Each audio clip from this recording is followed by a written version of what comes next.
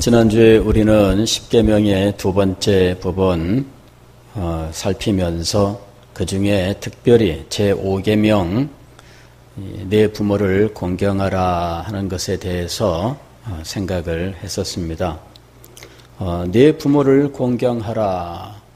어떤 분들은 이것이 부모가 하나님을 대신하는 자로서 이제 이런 설명을 하기도 하였고, 저도 이제 그런 설명을 듣고 그렇게 말씀도 드렸습니다. 그러나 칼빈은 이 교훈에서 부모가 하나님을 대신하는 자다라는 말씀을 전혀 하지 않습니다. 칼빈은 이 부모를 왜 제5계명에서 언급하였을까? 이것은 전체로서 부분으로서 전체를 나타내는 이제 제유법으로 사용된 것이다 하는 것이죠.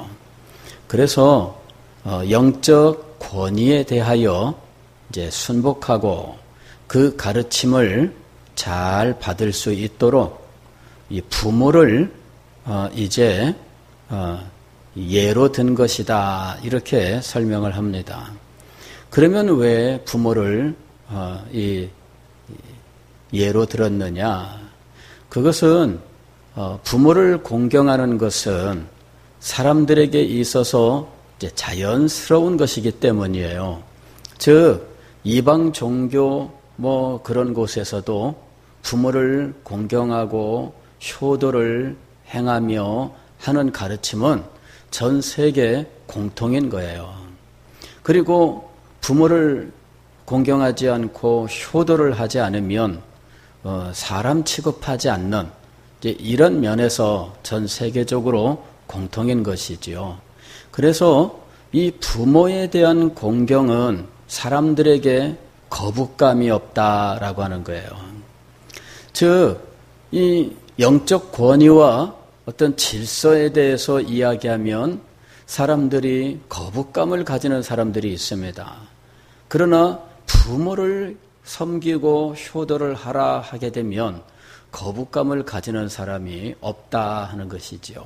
그래서 이 영적 원리를 가르치기에 부모를 공경하라 하는 이 말만큼 효과적이고 또 거부감이 없는 말씀은 없는 거예요.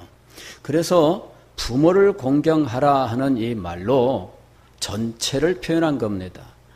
우리에게는 영적인 질서가 있으며 이 영적인 질서 속에 권위자에게 순복하고 그리고 특별히 이 부모를 통하여 영적 교훈을 받는 것처럼 영적 질서 속에서 말씀 사역자에게 말씀을 배우고 또 그 말씀을 순종하는 삶을 살게 하는 것, 바로 이러한 원리들을 내 부모를 공경하라 하는 것에 담았다라고 하는 거예요.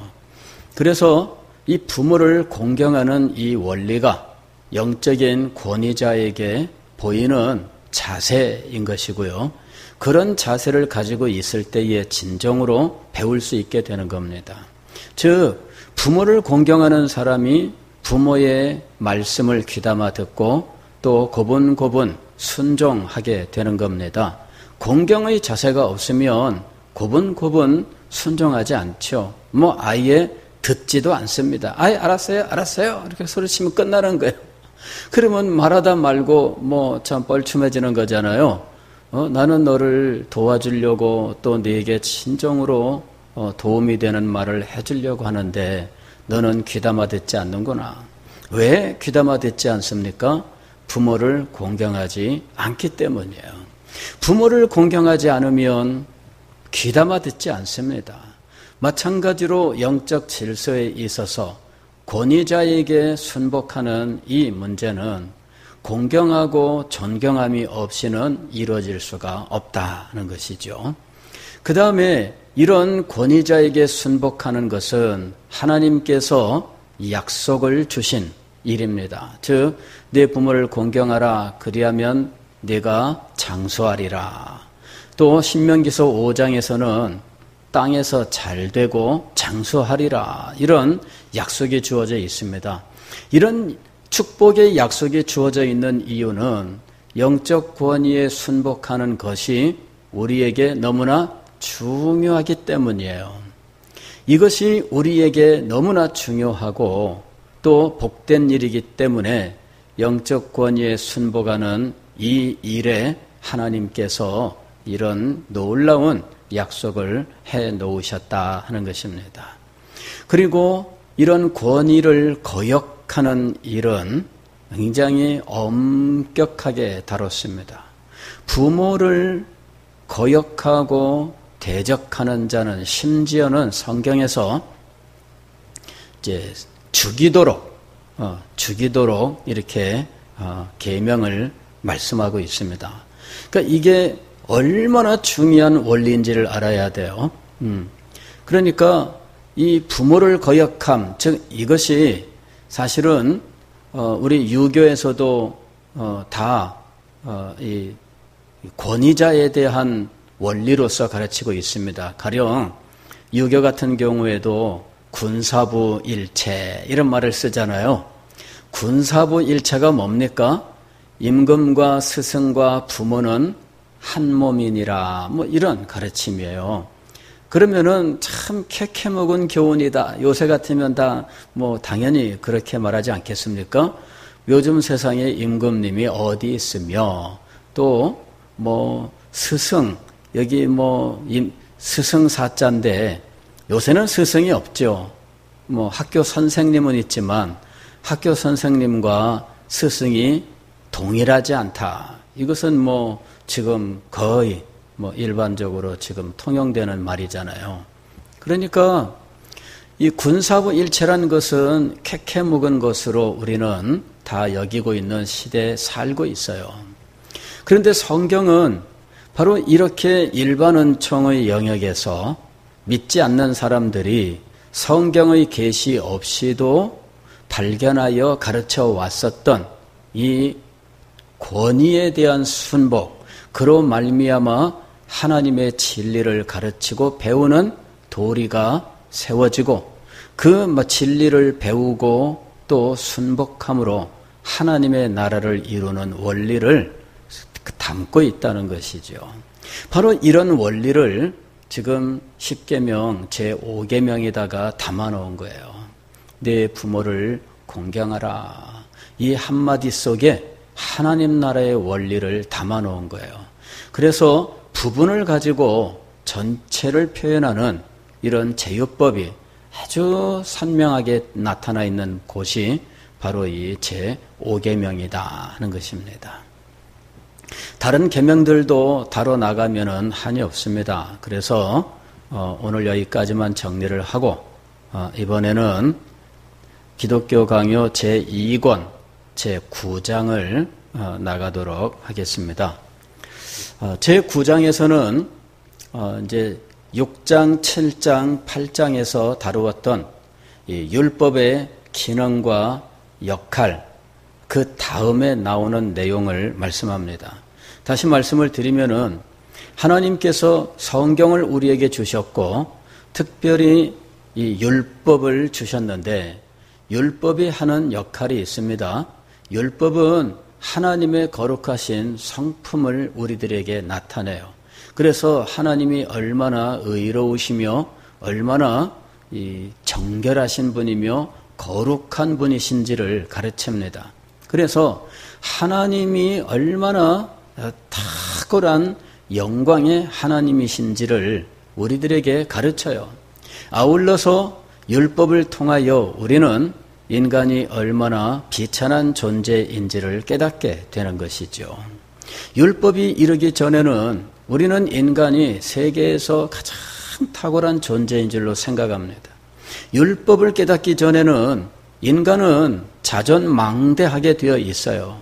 내가 뭘 잘못했는데 이러면서 자기가 세상에서 최고인 줄로 알아요. 그러나 율법을 깨닫게 되면 내가 얼마나 보잘것없는 존재인지, 내가 얼마나 추하고 더러운 존재인지를 알게 돼요. 그리고 영광의 하나님께 도무지 이르지 못하는 자신의 비참한 모습을 깨닫게 되는 것이죠. 로마서에서 그 인간에 대해서 얘기를 하잖아요. 하나님의 영광에 이르지 못하더니, 하나님의 영광에 이르지 못하는 것, 그것이 죄인의 영적 상태예요. 그것을 이 율법을 통해서 깨닫게 되는 거죠. 율법을 지키지 못하는 자신의 모습을 깨닫게 될 때, 그때 그는 비로소 자신이 대단한 것이 없다라고 하는 사실을 알게 되는 거예요. 로마서 7장에서 어떤 한 사람이 고백을 합니다. 내가 율법이 이르기 전에는 내가 살았더니 율법이 임함에 내가 죽었도다. 이렇게 고백하는 사람이 등장을 해요. 율법이 이르기 전에는 내가 살았는데 율법이 임함으로 내가 죽었다. 이때 나는 누구냐 하는 것이죠. 이때 이 나는 자기의 자아입니다. 자아. 율법이 이르기 전에는 자기가 살았다. 즉 자기의 자아가 살았어요. 그래서 자기가 최고인 줄로 압니다. 그러나 율법이 임함에 내가 죽었도다. 자기의 그 교만한 자아, 자기 자신을 최고로 여기는 이 자만에 빠진 자아가 그만 죽고 마는 거예요.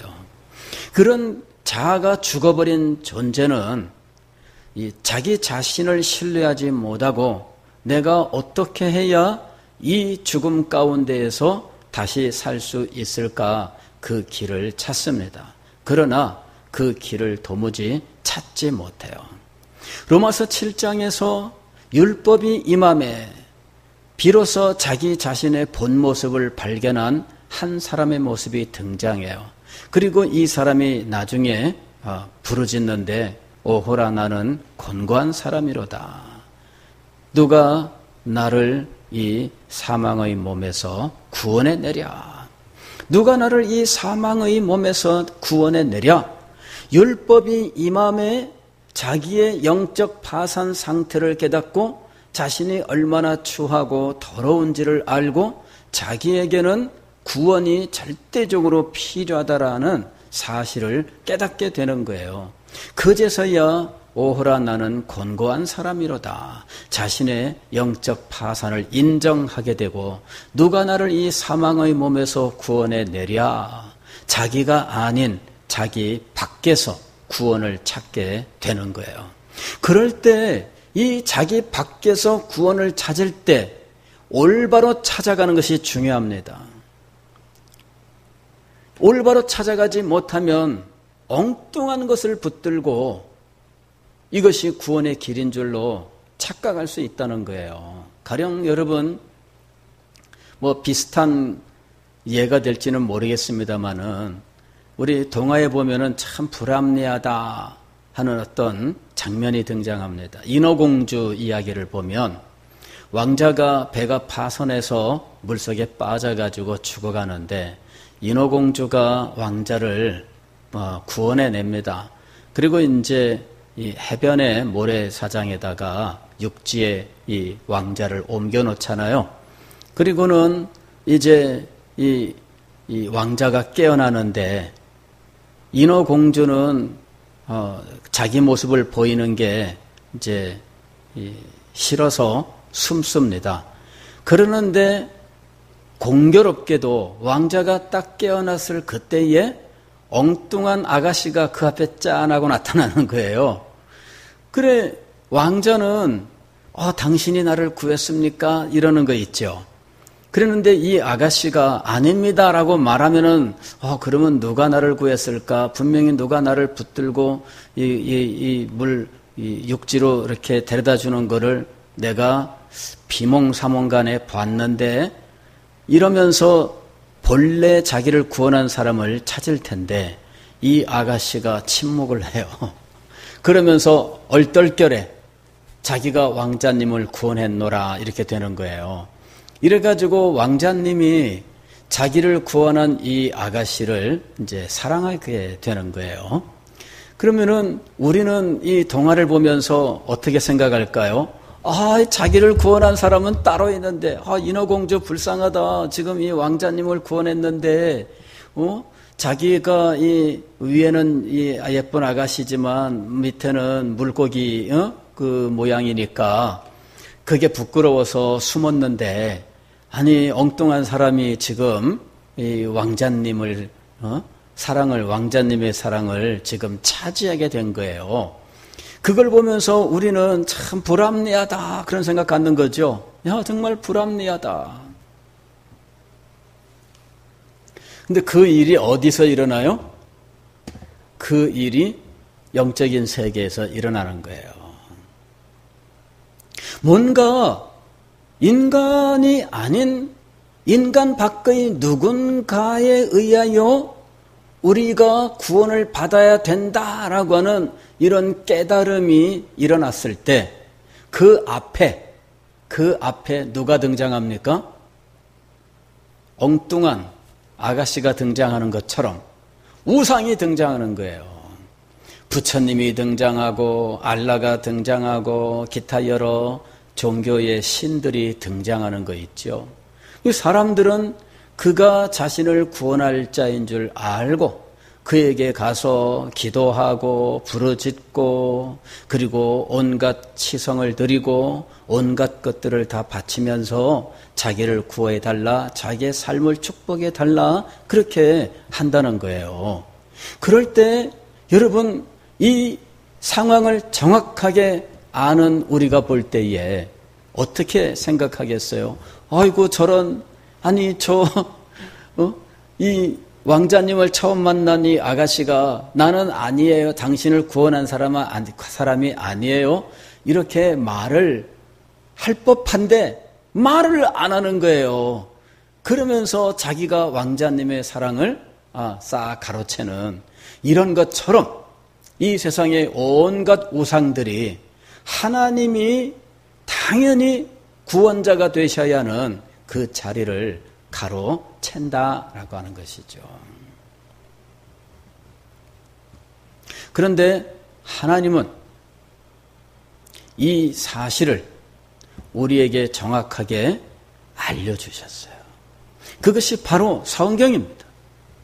성경을 통해서 우리에게 이 모든 사실을 정확하게 알려주셨는데 다만 성경도 성경의 어느 부분에 따라서 명확하게 드러나 있기도 하고 희미하게 드러나기도 한다는 거예요. 구약은 바로 이 구원의 길에 대하여 희미하게 드러나 있고 신약은 구원의 길에 대하여 명확하게 드러나 있습니다. 그러나 구약이라고 해서 말씀하지 않은 것은 아닙니다.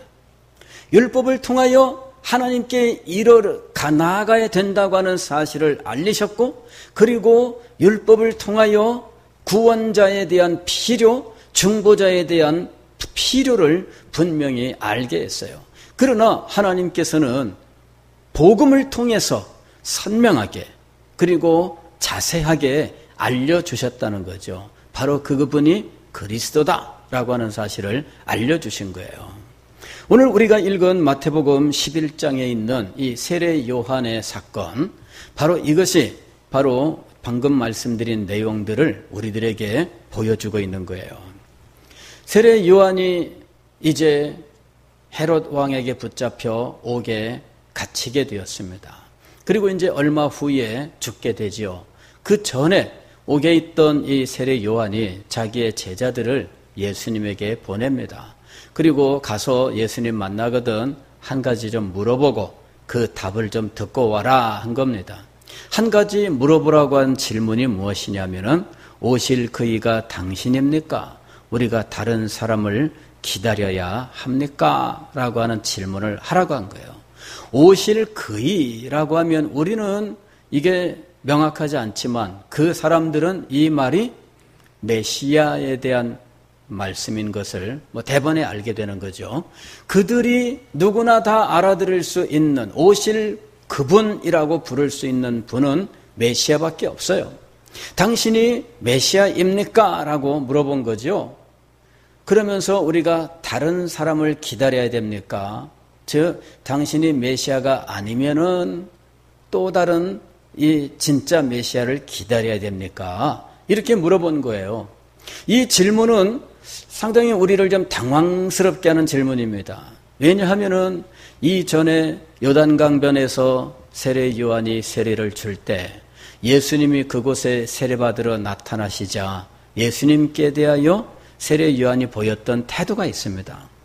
예수님께서 세례를 받으러 세례 요한 앞으로 왔을 때 그때 세례 요한이 무엇이라 하느냐면 제가 당신께 세례를 받아야 하는데 오히려 당신이 제게 오십니까? 이렇게 예수님에게 말씀을 드려요.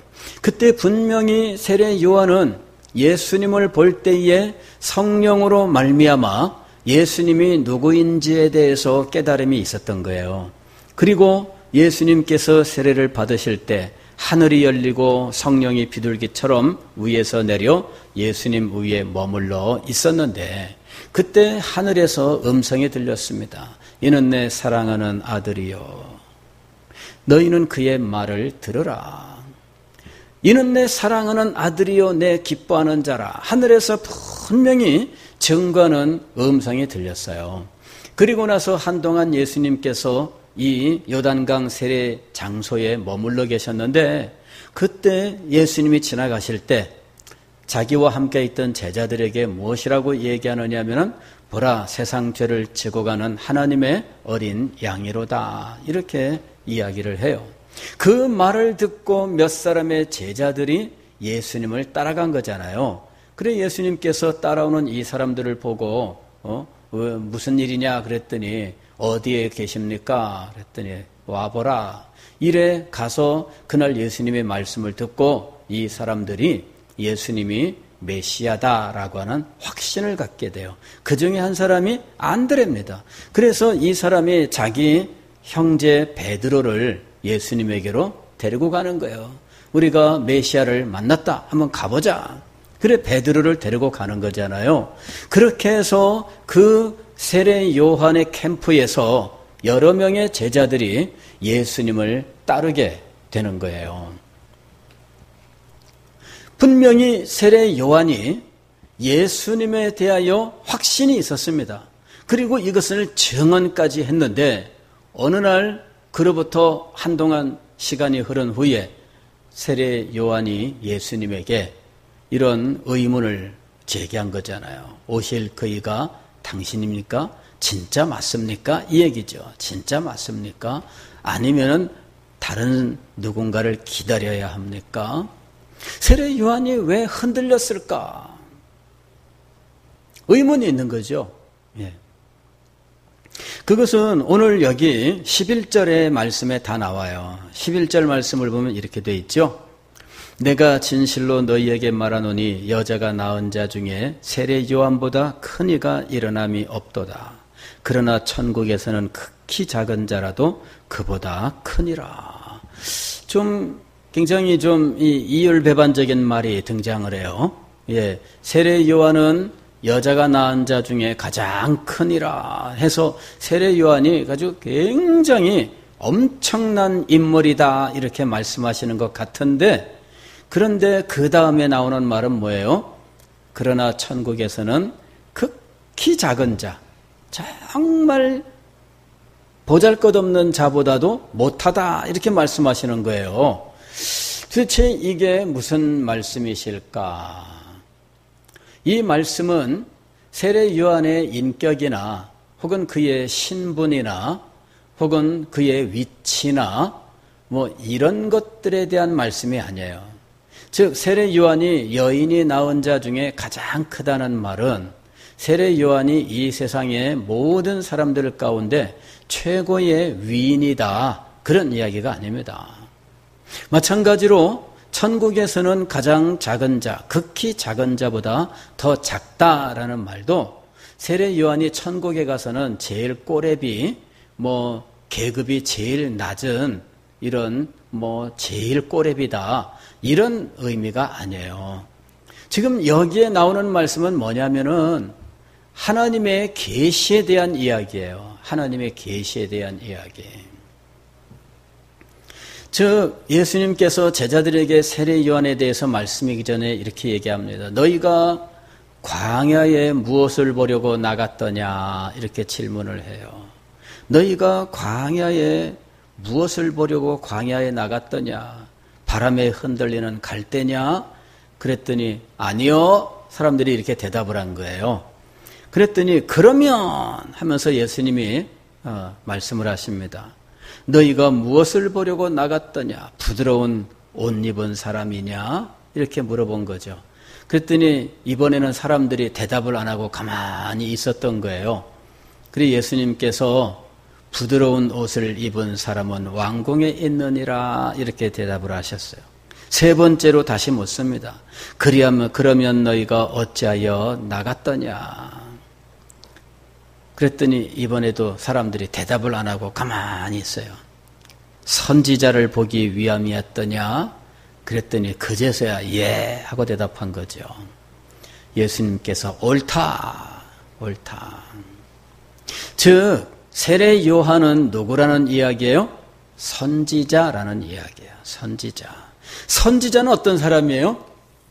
선지자는 하나님께 계시를 받은 사람이죠. 그런데 이 세례 요한은 선지자 중에서 어떤 사람이냐?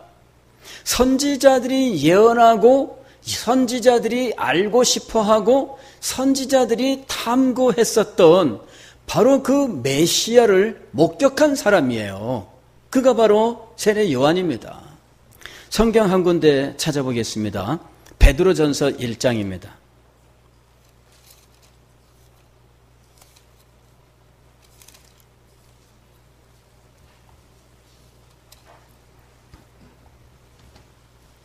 베드로전서 1장 10절부터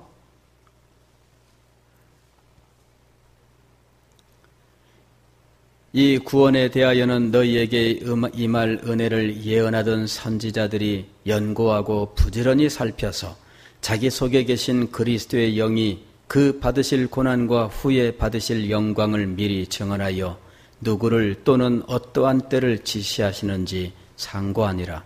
이 섬긴 바가 자기를 위한 것이 아니요 너희를 위한 것임이 계시로 알게 되었으니 이것은 하늘로부터 보내신 성령을 힘입어 복음을 전하는 자들로 이제 너희에게 알린 것이요 천사들도 살펴보기를 원하는 것이니라.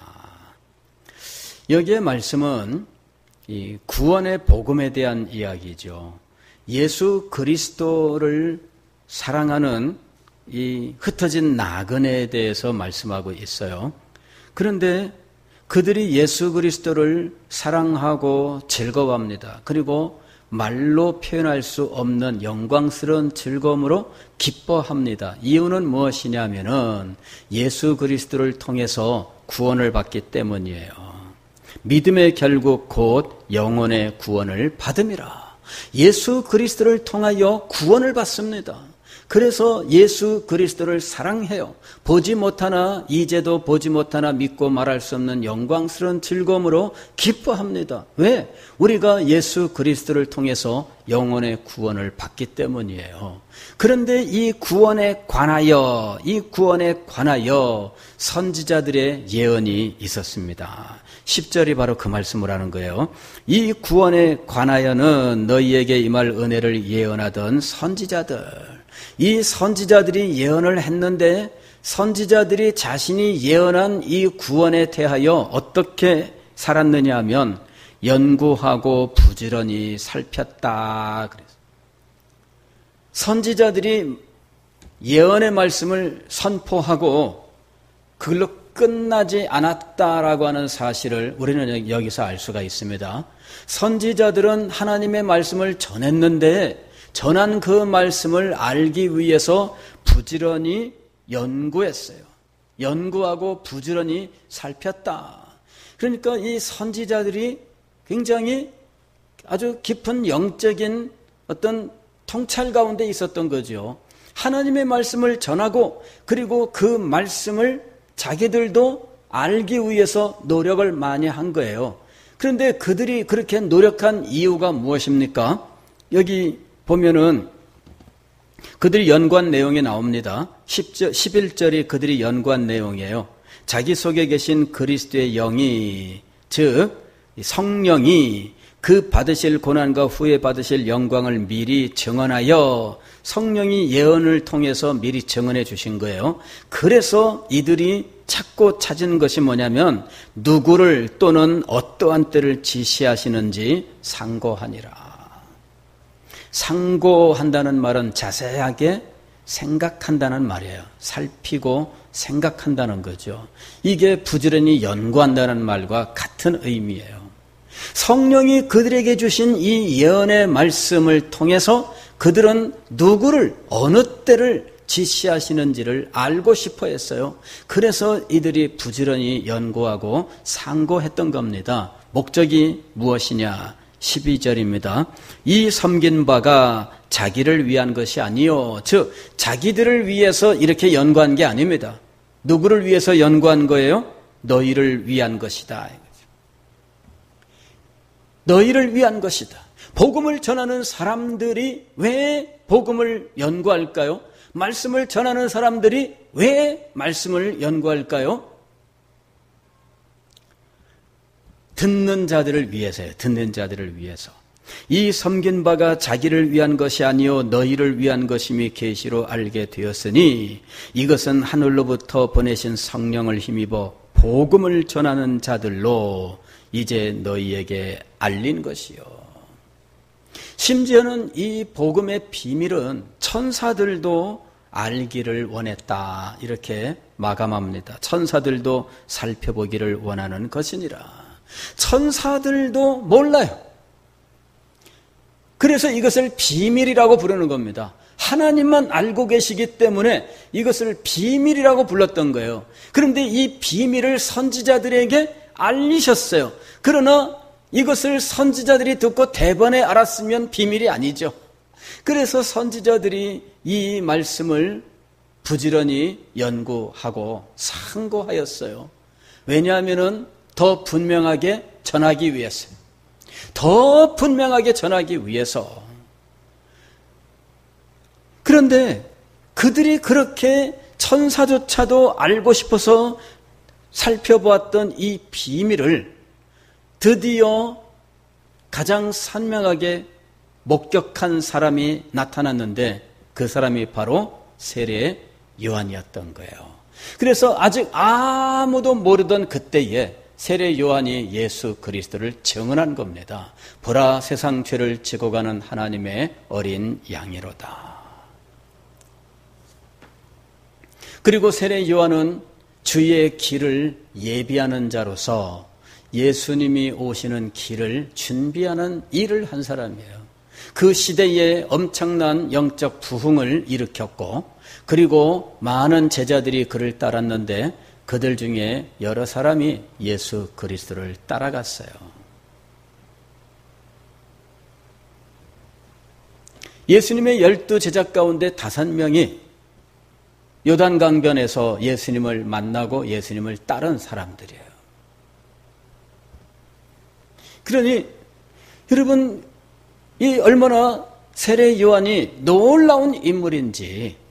그러나 문제는 뭐냐 하면은 그가 그리스도가 메시아임을 알게는 되었으나 그리스도께서 무슨 일을 행하시며 그 그리스도의 영광과 권능이 어떻게 되는지에 대해서는 제대로 알지 못했던 거예요. 자기가 기대하던 메시아의 모습, 예수 그리스도의 행하시는 모습을 볼 때에 자기가 확신하기가 어려웠습니다. 그래서 예수님께 제자들을 보내어 질문을 했는데 예수님께서는 이렇다 저렇다 답변을 분명하게 하지 않으십니다. 다만 이렇게 말씀하셔요. 4절 말씀 보면 너희가 가서 듣고 보는 것을 요한에게 알리되 맹인이 보며 못 걷는 사람이 걸으며 나병 환자가 깨끗함을 받으며 못 듣는 자가 들으며 죽은 자가 살아나며 가난한 자에게 복음이 전파된다 하라. 이것은 구약의 이사야서나 기타 여러 곳의 예언들을 이렇게 모아놓은 거예요. 메시아에 대한 예언이었던 거죠.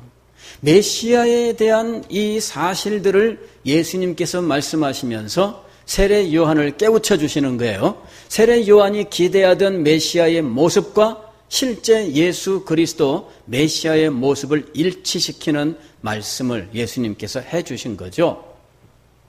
그러나 천국에서는 극히 작은 자라고 부르는 사람들, 즉 이제 예수님을 만났고 예수님에게 가르침을 받았고 예수님을 자신의 구주요 주인으로 모셔드린 이 사람들은 세례 요한, 즉 구약의 마지막 선지자요, 그리고 이 어느 때 누구에 대한 것인지를 부지런히 연구하던 이 선지자 전통에서는 예수님을 만났으니 가장 큰 자가 된 거예요.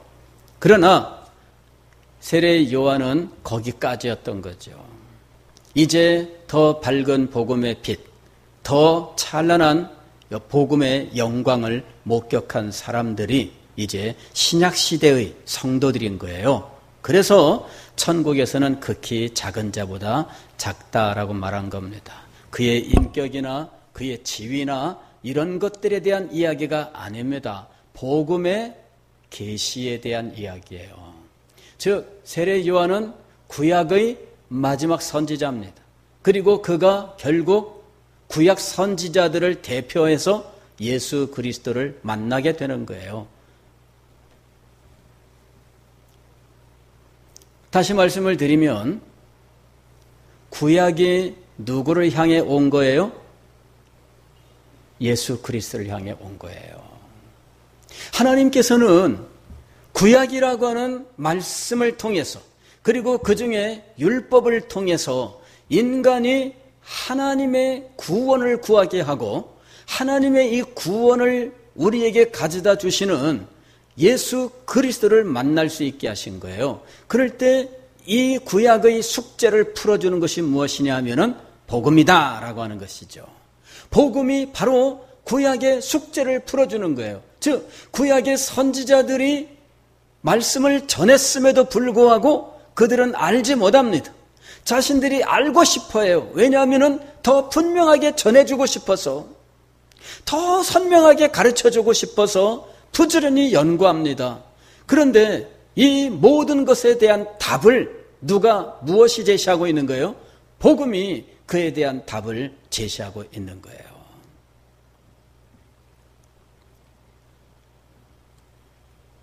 우리는 이제부터 이제 복음으로 나아가는 거예요. 복음으로 나아가기 전에 칼빈은 신약과 구약의 관계에 대해서 조금 더 설명을 하게 될 겁니다. 그리고 복음으로 나아갑니다. 예수 그리스도에 대해서, 그분을 통한 우리의 구원에 대해서, 구원받은 성도들의 공동체에 대해서 계속해서 말씀을 하게 될 거예요. 사랑하는 성도 여러분, 오늘 우리는 복음의 계시에 있어서 세례 요한이 그렇게 사모했었던 그 탁월한 영광의 빛 가운데 살고 있습니다. 그러므로 우리는 이 복음의 빛을 소중하게 여겨야 돼요. 우리가 얼마나 놀라운 은혜 가운데 있는지, 얼마나 영광스러운 자리에 있는지를 알고 복음의 은혜와 영광을 늘 감사하고 계시를 늘 즐거워하고 또한 이 계시를 깨닫기 위해서 더욱더 연구하고 노력하는 자리에 나갈 수 있기를 바랍니다. 여러분, 선지자들이 왜 자신이 예언했던 말씀을 연구하고 부지런히 살피고 상고했다고 말씀을 드렸나요? 자기를 위한 것이 아니라 듣는 자들을 위한 것이었어요. 여러분, 희미한 빛 가운데 있었던 그분들도 더 밝은 빛을 원했습니다. 이유는 자기를 위한 것이 아니라 듣는 자들을 위한 것이었어요. 그러면 더 밝은 빛 가운데 있는 우리는 어떻게 해야 되겠습니까? 나 한 사람 복음을 깨닫고 말씀을 깨닫는 것으로 만족해야 되겠습니까? 아니면은 이 찬란한 빛이 있음에도 어둠 가운데 있는 사람들에게 복음의 빛을 비추기 위해서 나아가야 되겠습니까? 우리가 말씀을 듣고 연구하는 목적이 분명해야 돼요. 나 하나 은혜 받고 나만 잘 되고, 여러분 이거는 말씀을 듣는 바른 자세가 아닙니다. 희미한 빛 가운데 선지자들도 자기를 위해서가 아니라 듣는 자를 위해서 말씀을 연구했는데, 오늘 그들과 비교할 수 없는 가장 탁월하고 영광스러운 복음의 빛 가운데 있는 우리가 자기 한 몸만 챙기는 사람이 된다면 이것이 올바르겠느냐 하는 거예요. 이 계시를 받은 우리가 이 빛을 가지고 나가야 됩니다. 복음의 빛을 비추는 우리들이 될 수 있기를 주의 이름으로 축원합니다.